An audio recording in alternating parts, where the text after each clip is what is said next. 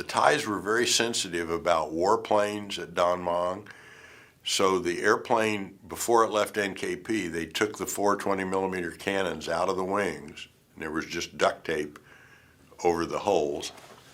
And they actually took the bomb pylons off the underside of the wing. So the underside of the wing is slick, except for the two big pylons. And all this airplane had on it, we didn't have any centerline tank. So it was completely clean and slick wings and no guns. And I thought, well, now this is a hot rod. This will be fun, to fly back.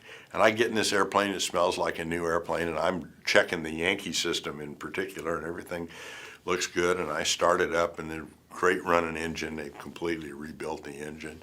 And I taxi out at Don Muang, and we put in 2 degrees of right rudder trim that helped you when you put in full right rudder. It gave you a little more rudder to help you on the torque. And I thought, well, I've got a super light airplane. I'm not even going to go to full power because I can't control the torque if I do. So I go out there. I'm in an international airport, Pan Am and Lufthansa and everybody are coming in and out.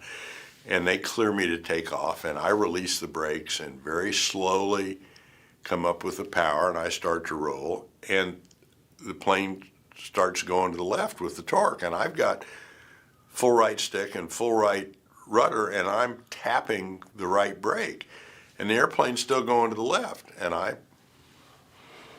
pull the throttle back, and I'm sitting like this now, and I turned back around, and I said, Tower, let me go back around and try that again. And they said, fine, you're cleared. Runway. There's 2 runways, and nobody was behind me.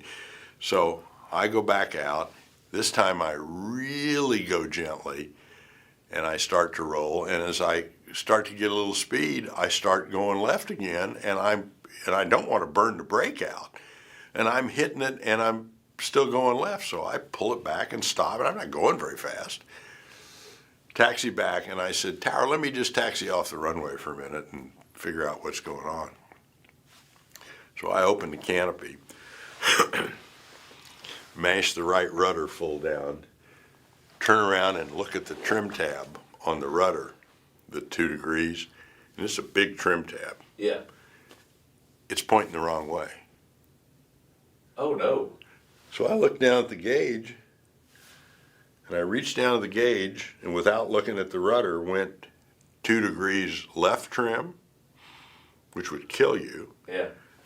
Pushed in on the rudder, turned around, and it looked exactly like it was supposed to. Oh. And I thought, somebody Has crossed those 2. reversed those 2 wires. So I said, Tower, I'm ready to do this again. And they said, fine. I taxied out, ran up. It was smoothest takeoff in the world, just exactly like it should have happened. And so as you get up, you take that rudder trim out. So I fly back to NKP at like 14,000 feet. And instead of going the 140 knots that we went in a normal A-1 at cruise power with all the ordnance, I'm cruising at about 260 at the same low power setting. I mean, this airplane is flying because it's got no drag under the wing. And I thought, this is a hot rod. This would be good to fly in an air show if you're not carrying all that drag. So I get back to NKP, come in and land, taxi in, and of course, because it's coming back from Iran, the chief of maintenance is a colonel, and everybody's out there to look at the airplane. And the crew chief, who was glad to get his airplane back, says, Randy, how's my airplane? And I said, your airplane is perfect, except you've got a 5-minute job to do. And he said, what's that? And I said, you need to change the leads on the rudder trim. And he said, you mean reverse them? And I said, yeah, it's backwards. And he goes, what? And we're sitting there, and they plug the thing into the battery. I said, watch it. And I put it 2 degrees right. I said, what's that say? He says, 2 degrees right. I said, look at the trim. He says, oh my gosh, it's backwards. So they fixed it. But I thought that was interesting that here I am on an international airport embarrassing myself because I can't keep the damn airplane on the runway. And I'm thinking, I'm not doing this wrong, am I?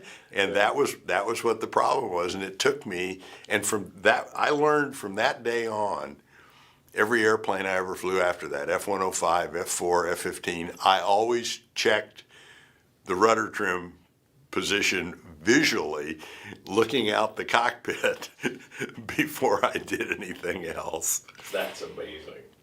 Good gosh. But Well, it seems like you've run into circumstances here and there that have taught you lessons and you've learned very quickly. And you've built a system that Yeah. has kept you alive in some very challenging situations. Well, that's right, and you want to be sure that if you have the choice of stopping and counting to 10, and like in this case, I'm not going to take off this airplane. There's nothing making me take off of this airplane. I got to figure out what's wrong with this airplane. Well, the minute I figured it out, then the decision I had to make is, do I taxi back in and get it fixed? Or do I believe what I see with my eyeballs, that it's just backwards, and just fly it that way, which I did, and it was fine, and there was no problem. But those things happen.